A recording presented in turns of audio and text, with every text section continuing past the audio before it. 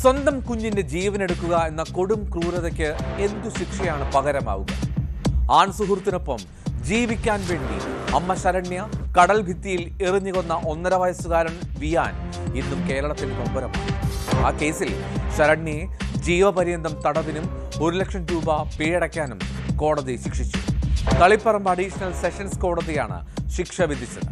കുഞ്ഞുങ്ങളോടുള്ള അമ്മമാരുടെ സ്നേഹം അനന്തമാണെന്നും നിർഭാഗ്യവശാൽ ഇവിടെ അമ്മ സ്വന്തം കുഞ്ഞിനെ ക്രൂരമായി കൊലപ്പെടുത്തിയതായും love you to the moon and back എന്ന വരികൾ ഉദ്ധരിച്ച് കോടതി പറഞ്ഞു. ഏറ്റവും ചെറിയ ശവപ്പെട്ടികൾക്കാണ് ഭാരം കൂടുതലെന്ന പരാമർശവും വിധിന്യായത്തിലുണ്ട്.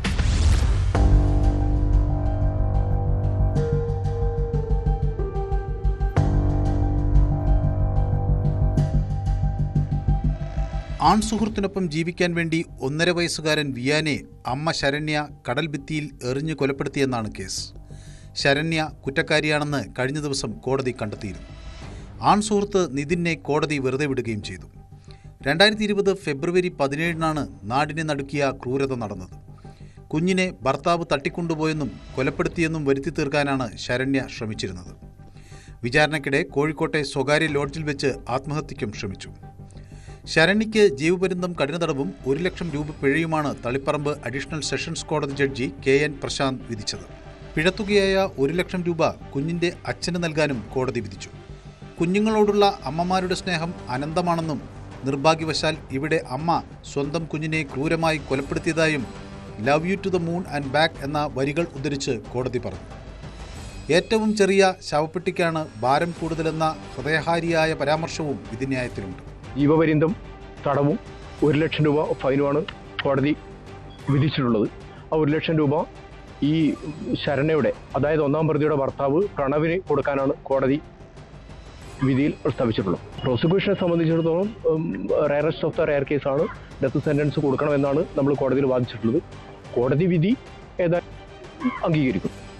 ഫസ്റ്റ് പേജിൽ തന്നെ മധുസൂദൻ നായരുടെ കവിത ഉദ്ധരിച്ചുകൊണ്ടാണ് സാർ വിധി പ്രഖ്യാപിച്ചിട്ടുള്ളത്. ഇതിനു മുമ്പേ മറ്റൊരു കേസിലും സാർ അത്തരത്തിലുള്ള കവിത ഇതാക്കിക്കൊണ്ട് തന്നെയാണ് വിധി പ്രസ്താവിച്ചിട്ടുള്ളത്. മാനസാന്തരത്തിന് സാധ്യതയുണ്ടെന്നും അതിനാൽ പരമാവധി ശിക്ഷ നൽകരുത് എന്നുമുള്ള വാദം അംഗീകരിച്ചാണ് കോടതി ശിക്ഷ ജീവപര്യന്തമാക്കിയതെന്നും പ്രതിഭാഗം വ്യക്തമാക്കി. സംഭവ ദിവസം ഭർത്താവിനെ വീട്ടിലേക്ക് വിളിച്ചു വരുത്തി കുഞ്ഞിനെ അയാളുടെ അടുത്ത് കിടത്തി ഉറക്കി. പിന്നീട് പാൽ കൊടുക്കാൻ എന്ന് പറഞ്ഞാണ് കുഞ്ഞിനെ എടുത്തുകൊണ്ടുപോയത്. തുടർന്ന് ഭർത്താവ് ഉറങ്ങിയെന്ന് ഉറപ്പുവരുത്തി കുഞ്ഞുമായി വീട്ടിൽ നിന്ന് പുറത്തിറങ്ങിയപ്പോഴാണ് കൊല നടത്തിയത്. കടൽ തീരത്ത് കണ്ടെത്തിയ പൊട്ടിയ ചെരുപ്പും ശരണ്യയുടെ വസ്ത്രത്തിലെ ഉപ്പുവെള്ളത്തിന്റെ സാന്നിധ്യവും കേസിൽ നിർണായക തെളിവായി. കൊലപ്പെടുത്തുന്നതിന് മുൻപ് ശരണ്യ കുഞ്ഞിന് മുലപ്പാൽ നൽകിയിരുന്നതായും കുറ്റപത്രത്തിലുണ്ടായിരുന്നു. ശരണ്യയെ കണ്ണൂർ വനിതാ ജയിലിലേക്ക് മാറ്റി.